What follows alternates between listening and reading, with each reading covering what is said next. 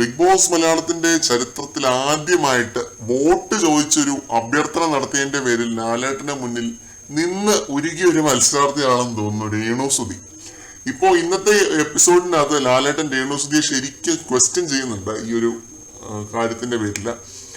സ്വന്തം യൂട്യൂബ് ചാനലിൽ കൂടി ഫസ്റ്റ് വീക്ക് ഞാൻ നോമിനേഷനിലുണ്ട്, വോട്ട് ചെയ്യണം എന്നൊക്കെ പറഞ്ഞാണ് രേണുസുതി ആ ഒരു വീഡിയോ പബ്ലിഷ് ചെയ്തിരുന്നത്.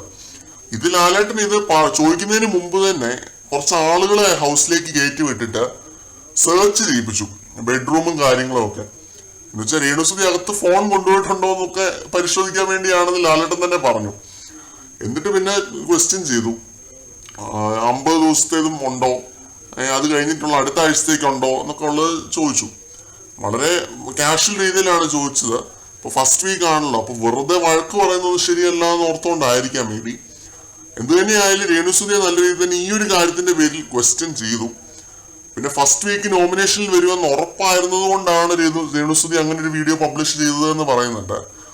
അതെന്താണ് എന്നുള്ള രീതിയിൽ ലാലേട്ടൻ ചോദിക്കുന്നുണ്ട്. ഫസ്റ്റ് വീക്ക് നോമിനേഷനിൽ വന്നാലും സേവ് ആവും എന്നുള്ളൊരു ഉറപ്പുണ്ടായിരുന്നെങ്കിൽ പിന്നെ എന്തിനാണ് അങ്ങനെ ഒരു വീഡിയോ ചെയ്തതെന്നാണ് എനിക്ക് ചോദിക്കാനുള്ളത്. ഇപ്പൊ രേണുസുതിയെ ഇഷ്ടപ്പെടുന്ന ആളുകളും ഉണ്ട്, ഇഷ്ടപ്പെടാത്തവരും ഉണ്ട്.